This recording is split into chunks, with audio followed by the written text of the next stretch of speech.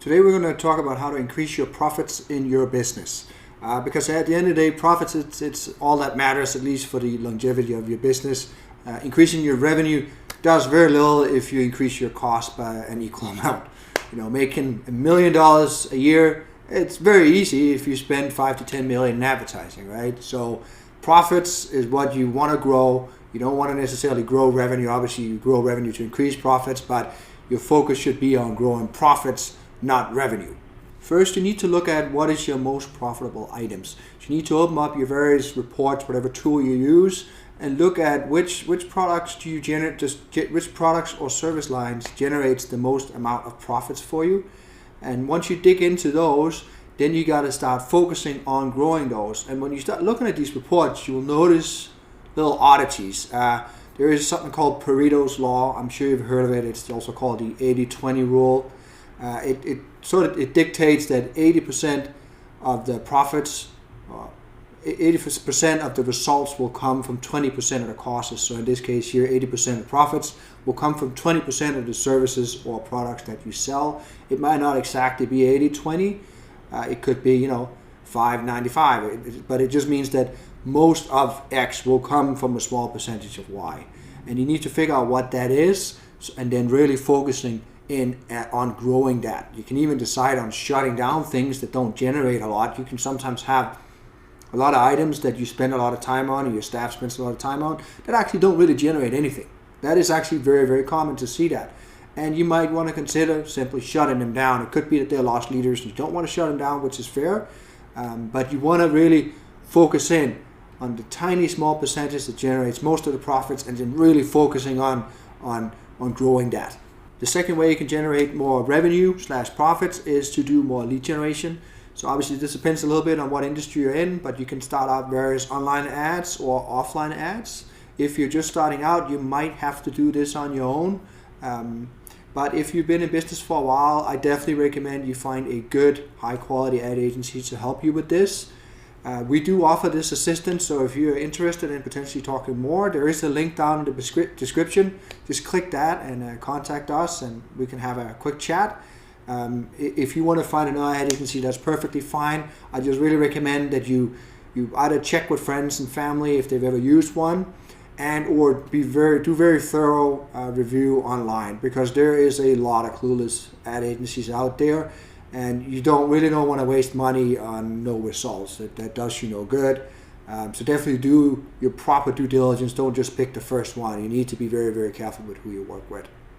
The next thing you need to look at is upsells or cross-sells. Upsells can very quickly, dramatically increase your profits. If you're not doing upsells or cross-sells, you absolutely need to start doing it. Do you want fries with that? That's something I'm sure everyone has heard by now, and it seems like such a small little thing that doesn't matter, but that actually increased McDonald's overall annual revenue by about 15 to 40%. So that's huge. What could you do with an extra 15 to 40% in annual revenue, right? That's a lot. There are two fairly easy steps to using upsells. Step one is you got to start looking at items that you can bundle together that complement each other. The upsold item should ideally be 50% or more cheaper than the first sale or the original sale, but there are really no hard set rules here. You can experiment with this.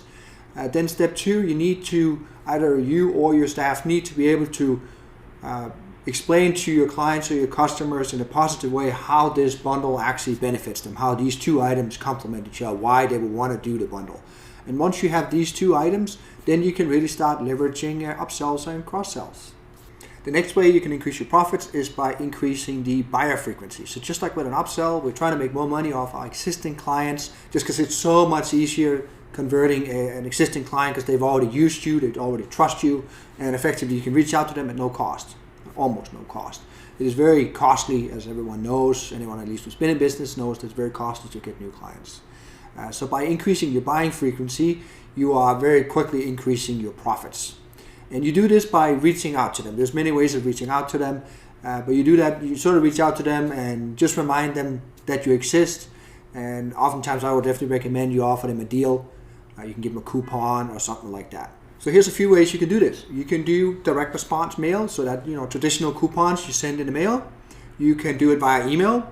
And, sometimes you hear people say email is dead. those are the competitors you want. Email is not remotely dead. So if your competitors are walking around telling you that email is dead, you're lucky. That's good, because you can absolutely destroy it. Email is fantastic. The next way you can do is using phones. So, obviously you can call, you can use text messages, just make sure that it's compliant. There's a lot of regulations in regards to sending text messages or SMS messages, as they're really called. You can use ringless voicemails, also make sure that is fully compliant. Or you can just do traditional calling. And then the last little trick you could use is retargeting. Retargeting ads is a fantastic way of reaching out to your existing client base, and it is a very low cost. It's probably one of the lowest cost ways of reaching out to people online. And it can also, to some extent, be automated, which is another beautiful thing.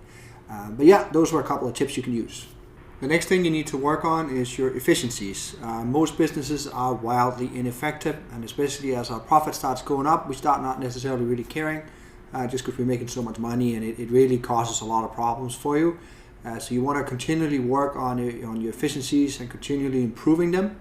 Here's a couple of tips on how you can improve your efficiencies. Make sure you review what your staff is doing. Make sure they're operating effectively. Most people are by nature ineffective. It is in our nature, unfortunately, to be ineffective with our work, with everything we do. So you really want to tighten up your standard operating procedures, your SOPs. If this sounds like mumbo jumbo, if you don't have a standard operating procedure, you don't know what it is, then you absolutely need one. It is critical that you have this. If this is something that you need help with, you have no clue how to do this, write a comment below.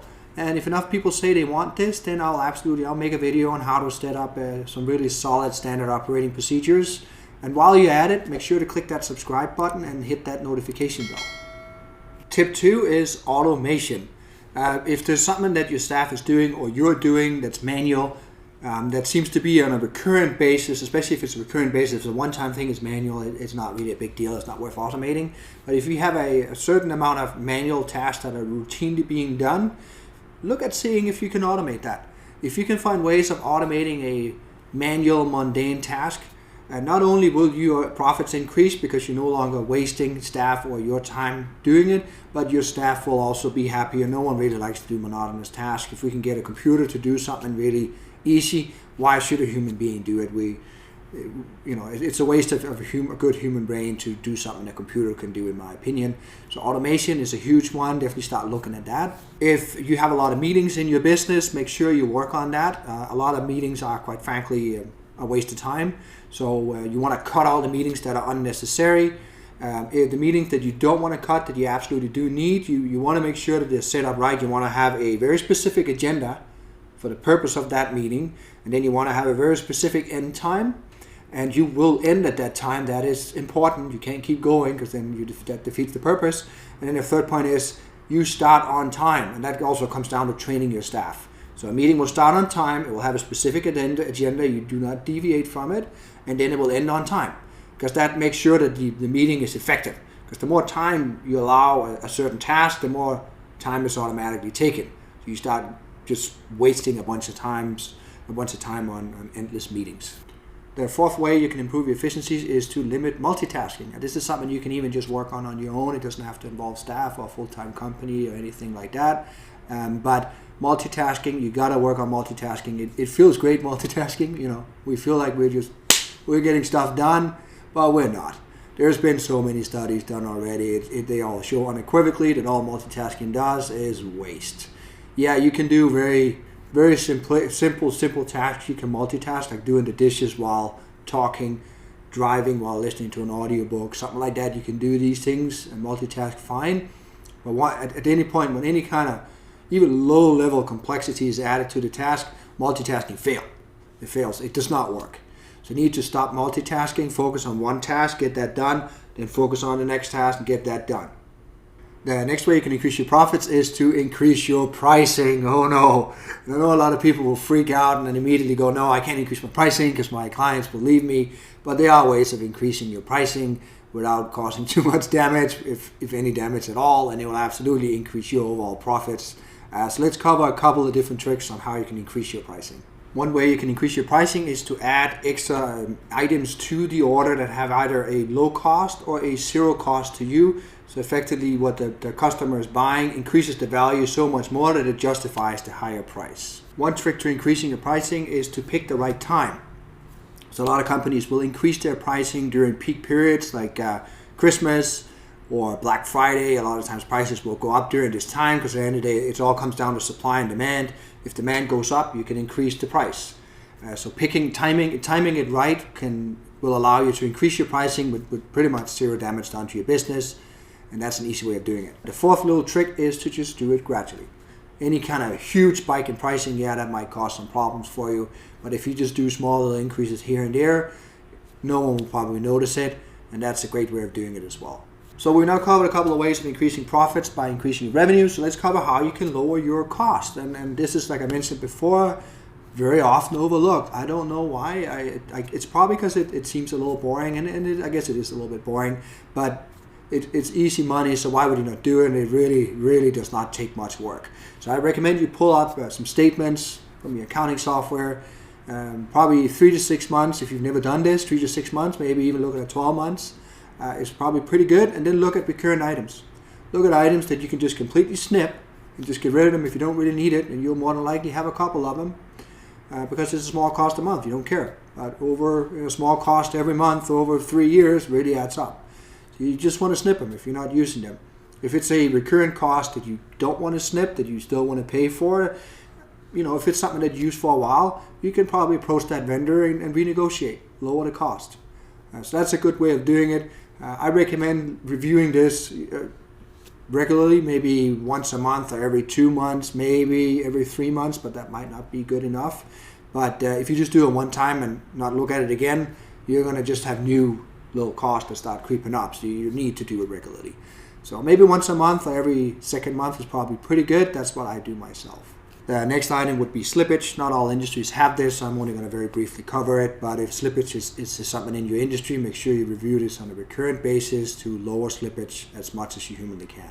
The third item would be third party. If you're using any kind of third party service providers as part of your product line, review and see if you need all of them, if you can find alternatives, if you can renegotiate. There's even the option of just that service that the third-party provider provides for you. You can even bring that in-house, and that's a way of saving money. Obviously, it's a lot more work, but it has the added benefit that you can also do quality control. You can really control what is delivered to your client when you handle it in-house. So yeah, those were the tricks. I hope you really enjoyed this. If you want more of this, make sure you hit that like button and subscribe and hit the notification bell, and thanks for watching.